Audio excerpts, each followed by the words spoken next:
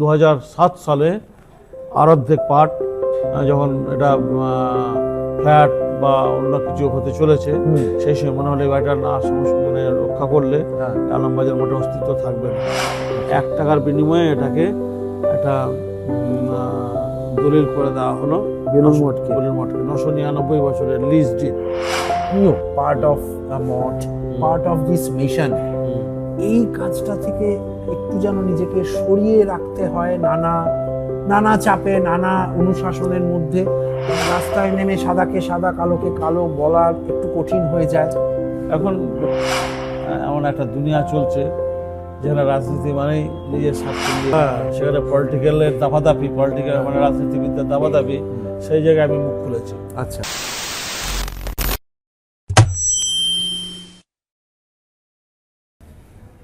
নমস্কার, কথা টিভির পক্ষ থেকে আমি সুদীপ পাকরাশি, আমার সঙ্গে ক্যামেরা পার্সন সৌভিক এসছে। আমরা দুজনে আজ এসছি রামকৃষ্ণ আশ্রম আলমবাজার, তার সাধারণ সম্পাদক স্বামী শারদাত্মানন্দের কাছে। তার নিজের কথা, তার অনেক এই রামকৃষ্ণ আশ্রমের ছত্রছায়া থেকে তিনি অনেক সেবামূলক কাজ করে যাচ্ছেন নিঃশব্দে, এবং একই সঙ্গে আলমবাজার ঐতিহাসিক মঠের খুব সম্প্রতি একটা সংস্কার হয়েছে, বিবেকানন্দ মিউজিয়াম হয়েছে, সে বিষয়েও একটু শুনবো তার কাছে, তার সঙ্গে একটু গল্প করব। নমস্কার মহারাজ। প্রথমে একটুখানি কৌতূহল হচ্ছে জানার যে আপনি তো আমাদের মতোই পড়াশোনা করেছেন একটা সময়, সেখান থেকে ট্রান্সফরমেশন, এই যে ট্রান্সফরমেশনটা যদি একটু সংক্ষেপে বলেন যে কিভাবে হলো, কি ঘটনায় হলো। শুধু আমরা প্রত্যন্ত গ্রামের ছেলে, যেখানে ঠাকুরমা স্বামীজি বাঁধানো ছবি আমাদের কাছে দুষ্প্রাপ্য ছিল। আচ্ছা, সেই সময়ে কোন গ্রাম একটু বলা যাবে? মানে মোটামুটি এটা বীরভূমের একটা প্রত্যন্ত গ্রাম। আচ্ছা, তো সেই গ্রাম থেকে আমরা প্রায় 9 কিলোমিটার দূরে সাঁইথি অভেদানন্দ মহাবিদ্যালয়, আচ্ছা, সেখানে আমাদের বর্ষাকালে হেঁটেই কলেজ যেতে হতো 9 কিলোমিটার দূরে, কাদর পেরিয়ে। তো অনেক সংগ্রাম করে পড়াশোনা করতে হয়েছে। তখন সাইকেলও আমাদের চালানো একটা স্বপ্ন ছিল, রাস্তাঘাট ছিল না। সেই জায়গা থেকে আমরা উঠে এসেছি। তো গ্রামের ছেলে, কিন্তু ঠাকুর মা স্বামীজির এই ক্যালেন্ডার যে ছবি দেখতাম, ওই ছবিতে কিছু কিছু লেখা থাকতো। যেমন মায়ের একটা ছবি প্রথম দেখি যখন ক্লাস 9-এ পড়ি, তখন বাবা ওই হাল খাতা হতো, শহরের থেকে সেই ক্যালেন্ডার মায়ের, শারদা মায়ের ছবি নিয়ে এসছেন। তো তখন লেখা ছিল, ফুল নাড়তে চাড়তে যেমন ঘ্রাণ বের হয়, সেরকম ভগবত কথা, তত্ত্ব কথা আলোচনা করলে ভগবত জ্ঞানের উদয় হয়। আচ্ছা, তো এই কথাটা আমার খুব ভালো লেগেছিল, যে ফুল নাড়তে গন্ধ বের হয়, কিন্তু ভগবত কথা আলোচনা করলে তত্ত্ব জ্ঞানের উদয় হয়, এটি মা শারদার একটি কথা। তো সেই কথাটা আমার খুব নাড়া দিয়েছিল। তারপরে মাকে নিয়ে ভাবছি, ঠাকুরকে নিয়ে ভাবি, স্বামীজির, তখন তো অত পড়াশুনো স্বামীজির সম্বন্ধে নেই, ওই 2-1টা কথা, জীবে প্রেম করে যেই জন সেই জন সেবিছে ঈশ্বর, এরকম 2-4টে কোটেশন আমাদের মাথায় তখন থাকতো। স্কুলে রবীন্দ্র জয়ন্তী বা অন্য কখনো ডিবেট হলে তখন এই স্বামীজির কথা 2-1টা মাস্টার মধ্যে কাজে শুনতে হয়। সেইতে একটা স্বপ্ন দেখা শুরু হয়েছিল, যে নিজের জন্য কেন করব, একটা তো জীবন, জীবনটা পরার্থে যদি দিতে পারি সেটাই হবে বড় সার্থকতা। কারণ এই যে ক্ষুদ্র, তারপরে আর একটা টার্নিং পয়েন্ট হচ্ছে কথামৃত। আচ্ছা, শ্রী শ্রী রামকৃষ্ণ কথামৃত। আমার এক সম্পর্কে দাদা, তিনি ব্যাংকে চাকরি করতেন। আচ্ছা, তো তার বাড়ির তো লাইব্রেরিতে আলমারিতে একটি বই ছিল, অনেক বড় বইটা বেশ। তো আমি সেই বইটা নিয়ে বার করে পড়তে লাগলাম। তো পড়তে এত ভালো লাগছে যে বইটার ছাড়তে ইচ্ছা করছে না। আচ্ছা, তো সেই দাদা বাড়ি থেকে বাড়িতে চলে আসবো, দাদাকে বললাম এই বইটা আমি নিয়ে যাবো, কিছুদিন পড়বো। হ্যাঁ, তুমি নিয়ে যাও না, আমি ব্যাংকের লাইব্রেরি থেকে নিয়ে এসেছিলাম, কিন্তু আমার আর পড়া হয় না, তুমি নিয়ে যাও। ওই বইটা পড়ে না জীবনের একটা উদ্দেশ্য ঠিক হয়ে গেল। সেই কথামৃত, শ্রী রামকৃষ্ণ কথামৃত এত সহজ সরল, গল্প কথা, কিন্তু সেই কথার মধ্যে যে অনেক বেদ বেদান্ত লুকিয়ে আছে তখন বুঝতে পারতাম না, হ্যাঁ এখন বুঝতে পারি। কিন্তু তখন এই সহজ কথাগুলো আমাদের প্রাণকে খুব আলোড়িত করেছিল আমার। তো তখন ভাবলাম যে না, ওই ছোট্ট গণ্ডির মধ্যে জীবনযাপন করবো না, একটা বড় কিছু জায়গায় নিজেকে উৎসর্গ যদি করতে পারি, এটাই হবে আমার সবথেকে ভালো একটা রাস্তা। তখন ওই ঠাকুরের নাম স্মরণ করতাম। এই করতে করতে যখন আমি গ্র্যাজুয়েশন কমপ্লিট করলাম, হ্যাঁ এই কাঁচের মন্দির রামকৃষ্ণ আশ্রমে এসেছিলাম। আচ্ছা, মানে সেটা কি বেড়াতে বা না, দেখতে? বেড়াতে নয়, আমার এই এক রিলেটিভ ঠাকুর সত্যানন্দের দীক্ষিত ছিলেন। আচ্ছা তা তিনি মাস্টারমশাই ছিলেন, খুব মানে একজন সাত্ত্বিক মানুষ ছিলেন। আচ্ছা শক্তিপদ মণ্ডল আমার মানে বর্দির শ্বশুর মশাই, আচ্ছা খুব সাত্ত্বিক মানুষ। তো তিনি আমাকে পাঠিয়েছিলেন যে আমার গুরুদেবের জায়গায় তুমি একটু ঘি, আতপ চাল, কিছু টাকা পয়সা দিয়ে উৎসব আসছে দিয়ে এসো। সেই প্রথম এলাম বরানগর কাঁচের মন্দির। আগে নাম শুনেছিলাম, হ্যাঁ কিন্তু এত সুন্দর একটা জায়গা, পরিবেশ। রাত্রিবাস করলাম, তারপর দিন চলে আসবো, বাড়ি চলে যাব। তো ওখানকার মহারাজ স্বামী পরমানন্দজি মহারাজ, আমার গুরু মহারাজ, তখন আচ্ছা। হয়নি। আচ্ছা বললেন তুমি বাড়ি কেন যাবে, তুমি এখান থেকে যাও, তোমাকে আমাদের দরকার। তুমি বিকম পাস করেছো, আমি চোখে ভালো দেখতে পাচ্ছি না, তুমি একটু কথা বলতে আমাকে পড়ে শোনাবে। আর ধ্যান মহারাজ আছেন, অ্যাকাউন্ট হ্যাঁ দেখেন, তুমি তো অ্যাকাউন্টেন্সি নিয়ে পাস করেছো, অতএব তুই একটু ধ্যান মহারাজকে সহযোগিতা করো। তো এক কথায় হ্যাঁ করে দিলাম। বললাম ঠিক আছে মহারাজ। তো চাকরি করবো এই উদ্দেশ্য নেই মনের মধ্যে, যে মহারাজের সান্নিধ্যে থাকবো, সাধু সঙ্গ হবে, আচ্ছা এটাই একটা প্রাপ্তি। বাড়িতে তখন তো কোনো পারমিশন নেওয়ার প্রয়োজন বোধ করিনি তখনও। বাড়ি থেকে দুশ্চিন্তা করেনি? না, কোনো আপত্তি? এবার বাড়িতে গেলাম। আচ্ছা মহারাজ একটা দিন বললেন তুমি এই দিনে চলে এসো, আমার গুরুদেবের জন্ম উৎসব, সেই সময় তোমাকে দীক্ষা দেবো। বাস ওই চলে এলাম, ওই আশা হয়ে গেল। বাড়ি থেকে কোনো আপত্তি বা না, আপত্তি কিছু করেন বা দুশ্চিন্তা করেনি যে ছেলে করার চলে যাচ্ছে? সে মা বাবার তো একটু চিন্তা হয়, আচ্ছা যে মা বাবা বিশেষ করে সংসার ছেড়ে চলে যাওয়া, তাদের একটা মানসিক একটা কষ্ট তো থাকেই। কিন্তু তারা যখন এসে দেখলো যে আমি কোথায় আছি, এত মানুষের সেবার মধ্যে আছি, এত সহজের মধ্যে আছি, অনেক কাজকর্ম করি, একটা অনাবিল আনন্দ নিয়ে আছি, মা বাবা খুব খুশি হলেন। আচ্ছা তখন ভেবেছিল সাধু হয়ে গেল, কোথায় ভিক্ষা করে খাবে, কোনোদিন খেতে পাবে, কোনোদিন পাবে না, কোথায় থাকবে রাস্তাঘাটে। সাধু মানে এরকম একটা ভাবনা ছিল আর কি। সঙ্গবদ্ধ জীবনে সাধুদের এই আইডিয়াটা মা বাবার ছিল না। কারণ আমরা গ্রামে গঞ্জে সাধু দেখেছি তো, ওই ভিক্ষা করে আসছে, গৃহস্থদের বাড়িতে ভিক্ষা করছে, জরা জুড়োধারী, ওই একটু গাঁজা খায়, একটু গাছতলায় ওই থাকে, ধারণাটাই ওই ধারণাই ছিল। কোথায় এরকমই সাধু হয়ে গেল। যাই হোক, তারপরে মা বাবা যখন এসে দেখলেন যে আমি একটা খুব ভালো জায়গায় আছি, তখন খুব শান্তি পেলেন। বাস এই জীবন শুরু হয়ে গেল ওখান ওই থেকে। ঠাকুর সত্যানন্দের প্রতিষ্ঠিত কাঁচের মন্দির আশ্রমে আমি ওখানে ছিলাম একদম 2002 সাল পর্যন্ত, 89 থেকে। 89 থেকে। তারপরে এই আলমবাজার মঠ তখন আমাদের আন্ডারে। আচ্ছা এই রামকৃষ্ণ আশ্রমের ব্রাঞ্চ, এটা একটা ঐতিহাসিক মঠ। স্বামী বিবেকানন্দ এবং তার গুরু ভাইদের স্মৃতি বিজড়িত 6 বছরের ইতিহাস এই আলমবাজার মঠ। ঠাকুরের অস্থি কলস সেখানে 6 বছর পূজিত হয়েছে। অনেক কঠোর সাধনা হয়েছে এই আলমবাজার বাড়িটায়। একটা ভাঙাচোরা বাড়ি। বরানগর মঠের পরেই এই আলমবাজার মঠে 1892 সালে এসেছিলেন। 1898 ফেব্রুয়ারি পর্যন্ত এখানে ঠাকুরের পার্শ্বদরা ছিলেন। ঠাকুর আমাদেরকে একত্রিত করে দিয়ে গেছেন কাশীপুর উদ্যান বাটিতে। স্বামীজি এই আলমবাজার মঠে আত্মানমক স্বার্থং জগদ্ধিতায় এই মন্ত্রে, মানে ত্যাগ সেবার মন্ত্রে নিজের মুক্তি, সেই সঙ্গে জগতের কল্যাণ করাই ঠাকুরের উদ্দেশ্য ছিল।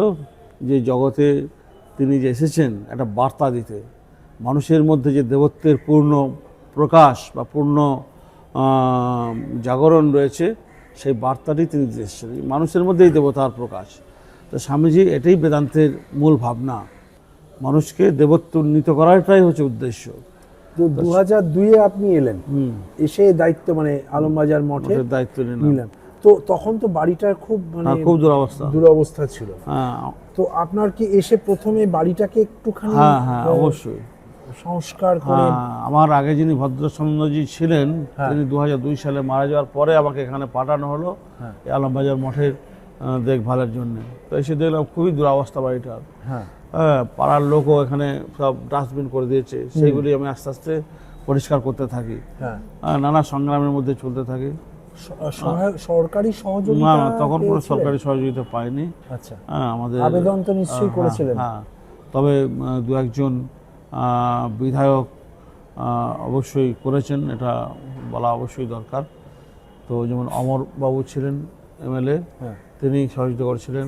তপন শিকদার আচ্ছা, তিনি সেই সময় কিছু সহযোগিতা করেছিলেন। হ্যাঁ, যাতে বাড়িটা অন্তত পুরো ভেঙে না পড়ে। হ্যাঁ, রক্ষা করা যায় সেই নিয়ে বাড়িটা আমরা অনেকটা সংস্কার করলাম। এভাবে চলতে থাকে, কিন্তু সামনের পার্টটা আমাদের তত্ত্বাবধানে ছিল না। বাড়িটা যে পুরো বাড়িটা হ্যাঁ। অর্ধেক পার্ট ছিল। ও 2007 সালে আর অর্ধেক পার্ট, যখন এটা ফ্ল্যাট বা অন্য কিছু হতে চলেছে, সেই সময় মনে হলো এই বাড়িটা না মানে রক্ষা করলে হ্যাঁ। আলমবাজার মঠের অস্তিত্ব থাকবে না। তখন এটা আমি বেলুড় মঠের কাছে গিয়েছিলাম আচ্ছা, যে আমরা এই পার্টটা কিনে নিন, কারণ আমার কাছে পয়সা নেই তখন। হ্যাঁ, তো বেলুড় মঠ কর্তৃপক্ষ তারা তখন কিনতে চাইলেন না। আচ্ছা, যাই হোক, আমি একটা মানে উদ্যম নিয়ে আর দৃঢ় প্রত্যয় নিয়ে এই জায়গাটা রক্ষা করতে হবে করে এগিয়ে গেলাম। আচ্ছা। হ্যাঁ, ওটা অনেক মানে আমার কাছে পয়সা করে ছিল না। মানে আপনি কি তার মানে পয়সা বা সংগ্রহ অনুদান করে। জোগাড়ে নেমেছিলেন একদম, রাস্তায়, একদম, যাকে একদম। বলে আর কি, অনুদান বিভিন্ন জোগাড়ে সংস্থার নেমেছিলাম। কাছে। কিন্তু ওই স্বামীজি বলেছেন উদ্দেশ্য মহৎ আর দৃঢ় প্রত্যয় হলে ভগবান সহায় হন। তো আমার উদ্দেশ্যটা মহৎ ছিল, প্রত্যয়টাও দৃঢ় ছিল, হ্যাঁ এটা করতেই হবে। তো সেই জন্যে কিছু কিছু মানুষ এসে পাশে দাঁড়ালেন। হ্যাঁ, সেই জন্য এটা সম্ভব হয়েছিল। সামনেরটা কেনা হলো শেষ সামনেটা পর্যন্ত? কেনা হলো। সেটা কোন সাল মানে? 2007 সালে। ও, কেনা হলো হ্যাঁ, সামনেরটা। 2007 সালে এটা কেনা হলো। 8 সালে এটা রেজিস্ট্রি হলো। আচ্ছা, মানে এটা আপনার একটা বড় কাজ, মানে হ্যাঁ। খুব প্রাপ্তির কাজ মনে হ্যাঁ, হয় এটা যে প্রাপ্তির বাড়িটাকে কাজ, হ্যাঁ। আপনি রক্ষা রক্ষা করতে করতে পারলাম। পেরেছেন। হ্যাঁ, পুরো বাড়িটা তো রক্ষা করা গেল। তখন আমরা গভর্নমেন্ট অফ ইন্ডিয়ার কালচার মিনিস্ট্রির প্রাইম মিনিস্টারের কাছে গিয়েছিলাম, মনমোহন সিংয়ের কাছে। হ্যাঁ, তো তখন প্রিয়রঞ্জন দাসমুন্সি 3টে মিনিস্ট্রির তিনি মন্ত্রী। আচ্ছা, তা তিনি আমাদেরকে খুব সহযোগিতা করলেন। এটা প্রধানমন্ত্রী গোচরে আনলেন। প্রধানমন্ত্রীটা কালচার মিনিস্ট্রির আন্ডারে এটাকে আমাদেরকে মৌসাইন করার একটা এন্ডোর্সমেন্ট করে দিলেন। এটা একটা বড় কাজ করেছিলেন। তখন ASI archaeology survey of India এটা তত্ত্বাবধানে এলেন। ও আচ্ছা, তখন আমরা এটাকে নিয়ে এএসআই এটা সংরক্ষণ করবেন, একটা বড় সাপোর্ট পেলাম। আচ্ছা। কিন্তু আমার উপরে আর্থিক দায়ভারটা অনেকটা বেশি এসে গেল। কিরকম, আমি জাস্ট আইডিয়া পাওয়ার জন্য বলছি। তখন ওই আর্কিওলজিক্যাল সার্ভে অফ ইন্ডিয়া 3,20,00,000 টাকা একটা প্রজেক্ট করেছিলেন আচ্ছা, বাজেট। আচ্ছা, তাতে 2,07,00,000 টাকা আমাকে দিতে হবে, বাহ। আর 1,07,00,000 টাকা ওনারা দেবেন। আচ্ছা, তো এই চাপটা তো আমার অনেক প্রচুর। প্রচুর চাপ। তো কোথায় এত টাকা পাবো ভাবছি, কী করে হবে। তারপর ভাড়াটে ছিল, সেই ভাড়াটেদের আগে তুলতে হবে, হ্যাঁ, সেটা আমার পাটে ছিল। বাড়িটা কেনা এবং 18টা ভাড়াটে ছিল। বাবা। সেই ভাড়াটাকে তুলতে অনেক হিমশিম খেতে হয়েছে, অনেকটা বছর চলে গেল। তারপরে মোটামুটি একটা জায়গায় স্থিতি অবস্থায় এলাম, যখনই যেটা এই বাড়িটা এবার তৈরি করার মানে ঠিক জায়গায় এসে পৌঁছালাম, তখন বেলুড় মঠ কর্তৃপক্ষ বর্তমান জেনারেল সেক্রেটারি পূজনীয় স্বামী সুবীরানন্দজি মহারাজ আমাকে একদিন ডাকলেন। ডেকে উনি প্রস্তাব দিলেন, যদি এই আলমবাজার মঠ বেলুড় মঠের হাতে দেন তাহলে এটা আমরা যথাযথ সংরক্ষণ করব, আচ্ছা, আর আপনাদের সঙ্গে একটা সমঝোতা করব, যদি আপনারা এগিয়ে আসেন তাহলে খুব ভালো হয়। তো আমিও দেখলাম কাজটা তো মঠের মিশনেরও যেমন কাজ, আমাদেরও একই কাজ, উদ্দেশ্য তো একই। তো মঠ অনেক বড় জায়গা, মঠের তত্ত্বাবধানে গেলেই জিনিসটা ভালো হবে। তখন আমরা রাজি হয়ে গেলাম আচ্ছা, যে ঠিক আছে আমরা আপনাদের হাতে তুলে দেবো। তখন একটা গুড, এই আর্থিক দায়ভারটা বেলুড় মঠই নিলেও, হ্যাঁ, এটা তো 2 আমরা কোটি টাকার প্রায়। তারপরে তো বেলুড় মঠ কর্তৃপক্ষ নতুন করে এটাকে প্ল্যান করলেন, এবং আমরা বেলুড় মঠের কর্তৃপক্ষের কাছ থেকে কোনো আর্থিক কোনো কিছু সহযোগিতা বা কিছু নিইনি। 1 টাকার বিনিময়ে এটাকে একটা দলিল করে দেওয়া হলো বেলুড় মঠকে। বেলুড় মঠকে 999 বছরের লিজ ডিড। আচ্ছা, এটা দিল কারা, মানে আপনার আলম? আমরা শ্রীরামকৃষ্ণ আশ্রম ও কর্তৃপক্ষ, আচ্ছা, আচ্ছা, বরানগর শ্রী রামকৃষ্ণ আশ্রম কর্তৃপক্ষ। সত্যানন্দজি তার স্বপ্ন ছিল এটাকে সংস্কার করার, উদ্ধার করার। আমরা 54 বছর এই আলমবাজার মঠকে বুকে করে আগলে রেখেছিলাম, কিন্তু 2022 সালে এই নেগোসিয়েশনটা হয়, 2023 সালে ভিত্তিপ্রস্তর স্থাপন হয়, 2026-এ এই 12ই জানুয়ারি এটা সম্পূর্ণরূপে এটা পূজনীয় স্বামী। আপনার আজকে দেখে তো নিশ্চয়ই আপনি খুব খুশি। নিশ্চয়ই, অবশ্যই খুশি। আমি 22 বছর এখানে অনেক সংগ্রাম করেছি, সত্যি কথা বলতে কি ভালো লেগেছে। সংগ্রাম করা আমার কাছে কোনো কষ্টের ছিল না, আমার কাছে বিরাট আনন্দের ছিল, অপার আনন্দ। যে স্বামীজি যে জায়গায় থেকেছেন 118 দিন, পার্শ্বদেরা যেখানে জপ ধ্যান তপস্যা করেছেন, এই পুতভূমিটা আমার কাছে ছিল একটা স্বর্গের মতো। ভাঙাচোরা বাড়ি, কিন্তু আমার কাছে ছিল একদম পুরো স্বর্গ। এই ভাঙাচোরা বাড়িতে অনেক আনন্দ পেয়েছি, অনেক আধ্যাত্মিক রিয়ালাইজেশন হয়েছে।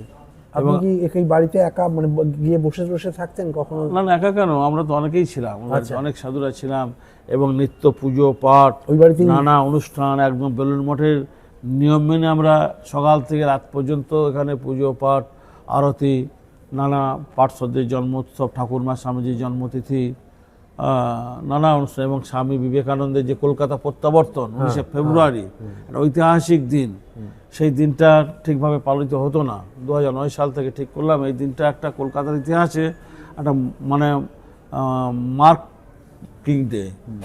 কারণ বিশ্ববিজয়ী বিবেকানন্দ সেই দিন ফিরে আসে, তার আগে বিবেকানন্দকে আমরা পাইনি।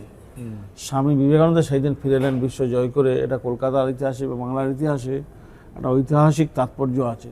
আমার মনে হয়েছিল এই যে 22 বছর বা ধরুন আমি বলছি যে 54 বছর ধরে এই যে আগলে রাখা, আপনার এই বাড়িকে মানে বাঁচিয়ে রাখার যে লড়াই, এই লড়াইতে আপনি আর কোনো ধর্মীয় মানুষ, ধর্মীয় সংস্থার সাপোর্ট পেয়েছেন কোনো না কোনো ভাবে, সক্রিয় বা নীতিগতভাবে সাপোর্ট পেয়েছি। সোশ্যাল মিডিয়ায়, খবরের কাগজে লেখালেখি, সংবাদ মাধ্যম এটা করেছে। আচ্ছা, এটা অনেক বর্তমান কাগজও করেছেন, বা অন্যান্য একটা খোঁজ খবর বলে একটি ইয়ে ছিল, উনি এটা নিয়ে খুব মানে আমাদের এ করেছিলেন। যাই হোক, সবারই সহযোগিতাই সম্ভব হয়েছে, এবং সর্বোপরি বেলুড় মঠ কর্তৃপক্ষ যখন এটাকে গ্রহণ করলেন, এটা একটা পূর্ণতা পেল।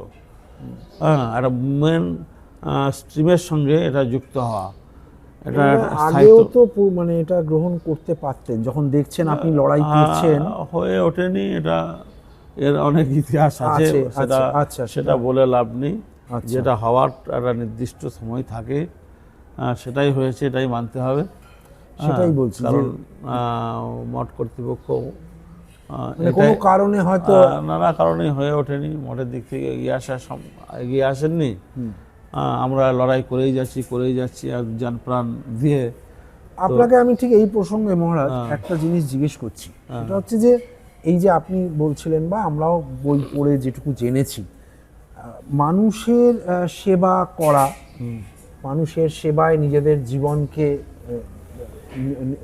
বিনিয়োগ করে দেওয়া, এর বাইরেও বিবেকানন্দের আরেকটা কথা আমরা পড়েছি, যার রিফ্লেকশনটা নিবেদিতার মাধ্যমে আমরা দেখেছি, যে প্রতিবাদের ভাষা, যেটা বিবেকানন্দ বলেছেন অনেকবার, যে মানে যেটা অন্যায় তাকে অন্যায় বলো, মানুষকে সেই জায়গাটায় বোঝাও যে এটা অন্যায়, এটা ন্যায়। আজকে বাবরি মসজিদ যখন 2002-এ ভাঙা হলো, ভারত জুড়ে কজন মৌলানা রাস্তায় নেমে তাদের সমাজকে বুঝিয়েছিলেন, এটা কিন্তু বলা খুব কঠিন, দেখা যায় না। এই পরিপ্রেক্ষিতে আজকে আপনাদের কি এটা মনে হয় যে আপনিও part of Math, part of this mission, এই কাজটা থেকে একটু যেন নিজেকে সরিয়ে রাখতে হয়, নানা চাপে, নানা অনুশাসনের মধ্যে রাস্তায় নেমে সাদাকে সাদা, কালোকে কালো বলার একটু কঠিন হয়ে যায়? এখন সত্যি কথা বলতে কি, এখন মানে মানে পলিটিক্যালি আমাদের সমাজ ব্যবস্থা খুবই পলিউটেড, সোজা কথা এটা।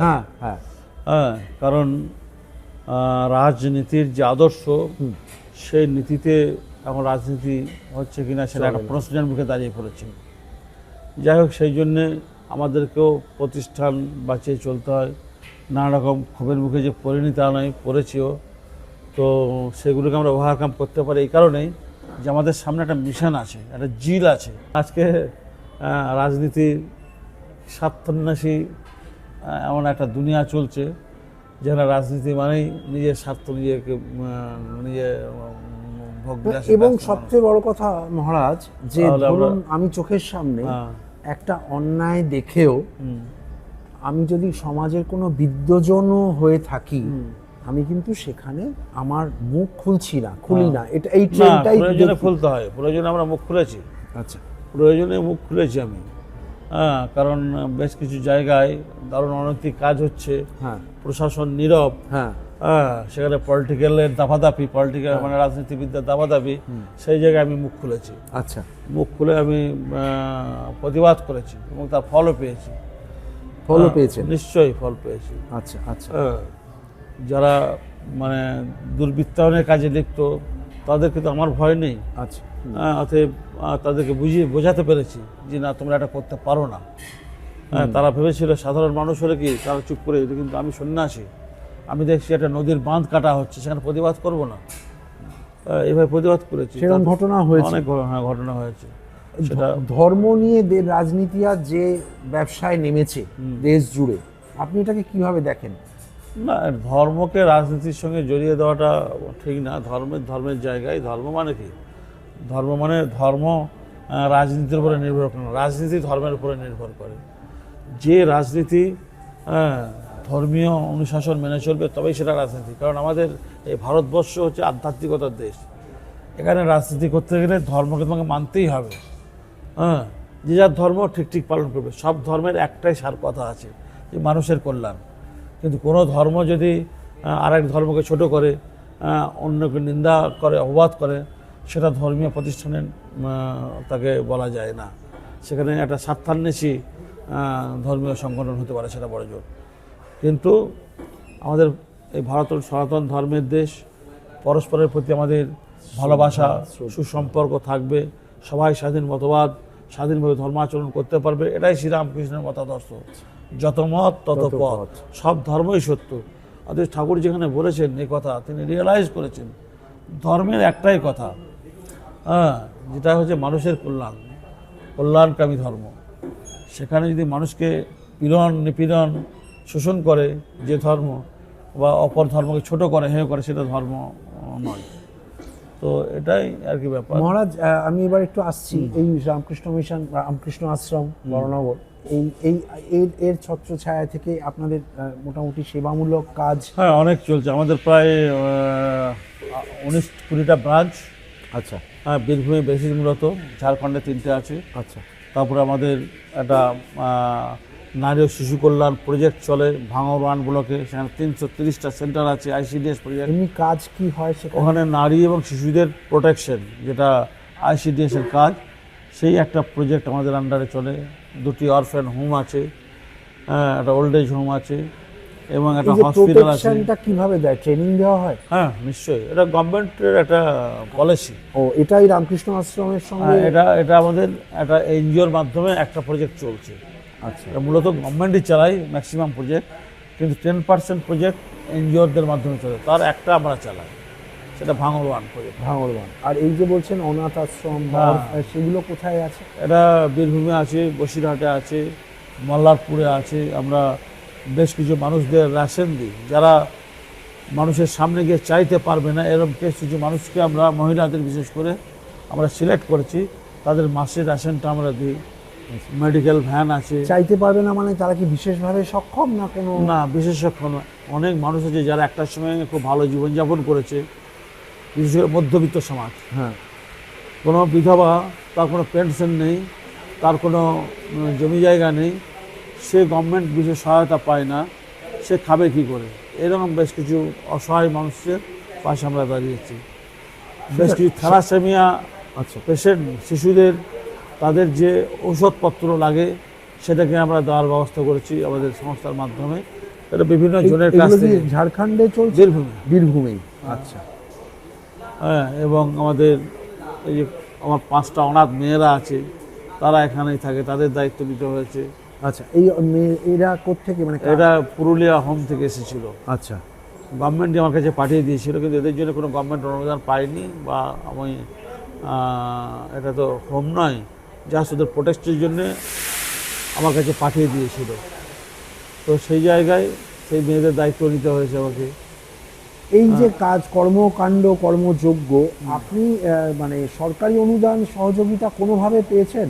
সরকারি অনুদান বলতে আমাদের দুটো অরফেন হোমে সরকারি অনুদান পাই। সেটা কোথায়? বীরভূমে? একটা বীরভূমে, একটা নর্থ চব্বিশ পরগনা বসিরহাট। আচ্ছা, সেখানে কীরকম থাকে? ছেলেরা থাকে ক্লাস 3 থেকে 10-12 পর্যন্ত থাকে, স্কুলও তারা স্কুলে পড়াশোনা পড়াশোনা করে, তাদের সব দায়িত্ব আমাদের। আচ্ছা, সেখানে সরকারি অনুদান একটা? সরকারি অনুদান একটা পায়, কিন্তু সেই সরকারি অনুদান পুরো চলে না। আচ্ছা, আমাদেরকে সেখানে দিতে হয়, অনেকটাই দিতে হয়। আচ্ছা, এগুলো আপনাদেরই প্রজেক্ট মোটামুটি? আমাদেরই প্রজেক্ট। আচ্ছা আচ্ছা। তারপরে বেশ কয়েকটা অ্যাম্বুলেন্স আছে, জলের ট্যাঙ্কার আছে, যেগুলো গ্রামে গ্রামে জল পৌঁছে দেয়। আচ্ছা, মল্লারপুরে আমাদের। সেগুলো কীরকম সংখ্যায় আমি বলছি, মানে তাও একটু জানার জন্য। আমরা 114টা গ্রামে জল সার্ভিস দিই। ও, 114টা গ্রাম। এবং 114টা গ্রামে অ্যাম্বুলেন্স পরিষেবা দিই। হ্যাঁ, মেডিকেল, তারপরে আমাদের ব্লাড ডোনেশনের মাধ্যমে আমরা সমস্ত বীরভূম জেলায় যাদের ব্লাড লাগে তারা আমাদের কাছ থেকে কার্ড নিয়ে যায় বা আমরা প্রোভাইড করে দিই। আচ্ছা। একটা মানে ব্লাড গ্রুপের একটা ব্যাংক তৈরি করা আছে। আচ্ছা, হঠাৎ কোনো গ্রুপের ব্লাড দরকার হলে তাকে কল করে আমরা নিয়ে আসি এবং ব্লাডের ব্যবস্থা করা হয়। এটা কত বছর চলছে এই যে আপনাদের? এটা 25 বছর চলছে। 25 বছর। হ্যাঁ। মঠের সহায়তা পেয়েছেন কোনোভাবে? মঠ বলতে এখন কিছুটা সহযোগিতা করছেন মঠ, যেমন এই কম্বল, শাড়ি, এগুলো অকেশনালি দিচ্ছেন। নিয়মিত ওইভাবে কোনো না, আগে আমরা মঠের সঙ্গে খুব একটা ইনভলভ ছিলাম না, কিন্তু বর্তমানে অনেকটা ইনভলভ হয়ে গেছি। তো আচ্ছা, মঠ কর্তৃপক্ষ আমাদেরকে, যেমন বীরভূমে একটা এডুকেশন প্রজেক্ট চলছে নরেন্দ্রপুর রামকৃষ্ণ মিশনের সহযোগিতায়। ও আচ্ছা। সেখানে দুটো গ্রুপে ছেলেদের পড়ানো হচ্ছে। তার কিছু ট্রেনিং প্রোগ্রাম চলছে, মেয়েদের সেলাই প্রশিক্ষণ, এগুলি চলছে। খুব ভালোভাবে এটা শুরু হয়েছে। আপনাদের এই বড়নগর এই যে রামকৃষ্ণ মিশন আশ্রম, এইটার টোটাল ব্রাঞ্চ কটা এখন? 22টা। 22টা, মানে তার মূলত ঝাড়খণ্ড রাজ্যের বাইরে? ঝাড়খণ্ড, বীরভূমে, আমাদের পশ্চিমবঙ্গতেই বেশি। তার মধ্যে বীরভূম জেলায় বেশি। বীরভূম জেলাতেই বেশি। আচ্ছা আচ্ছা। আগামী দিনে মানে মহারাজ একটা জিজ্ঞেস করছি, এরকম কোনো স্বপ্ন যেটা আগামী দিনের লক্ষ্য হয়ে আছে আপনার মনের মধ্যে, যে না এই একটা কাজ, যেমন বাড়ি, আপনি একটা বিরাট কাজ বাড়ির সামনে দুটো প্রজেক্ট আমার আছে।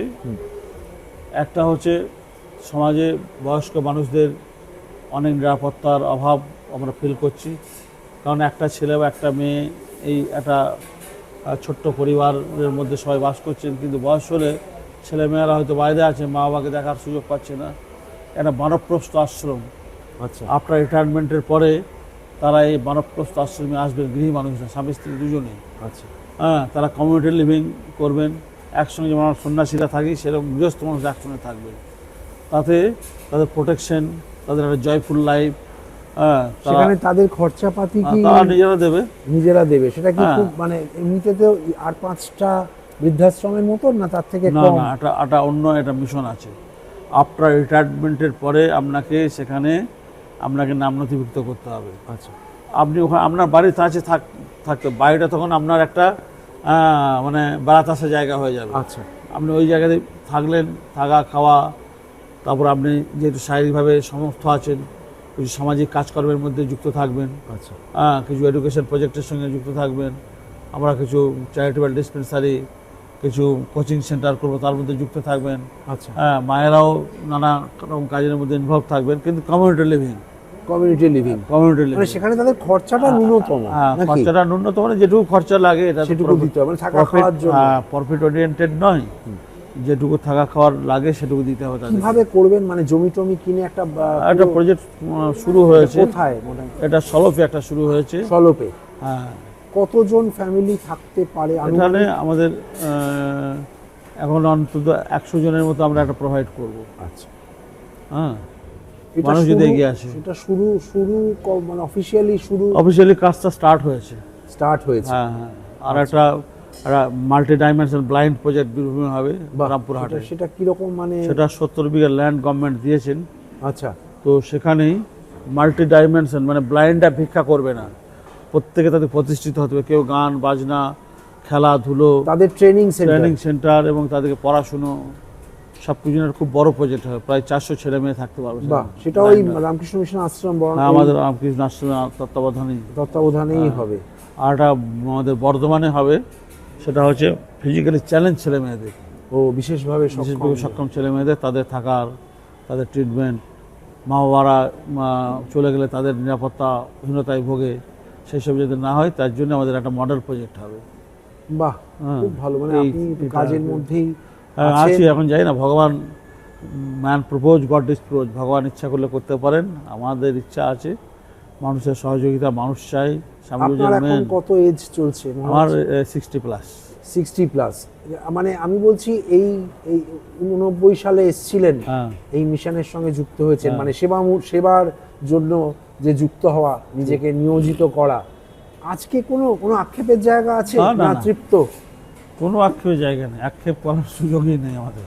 আচ্ছা, হ্যাঁ, আনন্দে আছি, নানা কাজে যুক্ত আছি, মানুষের কাজে যুক্ত আছি। আমার নিজের কোনো কাজ নেই, রাত দিন মানুষের কাজেই যুক্ত আছি। মানুষের কীভাবে সেবা করতে পারি এই জীবনটা দিয়ে, এই তুচ্ছ জীবন, আজ আছি কাল নেই, সেই নিয়ে নিজেকে ভাবার কোনো অবকাশ নেই, আচ্ছা, এটুকু আচ্ছা। সার বুঝেছি। আচ্ছা, আচ্ছা, আচ্ছা। ভগবান শরীর মন সুস্থ রাখলে শেষ দিন পর্যন্ত কাজ করার ইচ্ছা আছে, মানুষের কাজ করার, সেই সঙ্গে ভগবানের নাম গুণকীর্তন, এটাও তো আমাদের জীবনে একটা বিরাট পার্ট। শারদাত্মানন্দ থেকে এই যে মধু মহারাজ, যেটা আপনি জনপ্রিয়, মানে বেশি পরিচিত, এই নামটা কেউ দিয়েছিল? না না, এটা আমার পারিবারিক নাম। আচ্ছা, আমার nickname, আচ্ছা, হ্যাঁ। আচ্ছা, আচ্ছা, এটা নিয়ে। ঠিক আছে, মহারাজ নমস্কার। নমস্কার।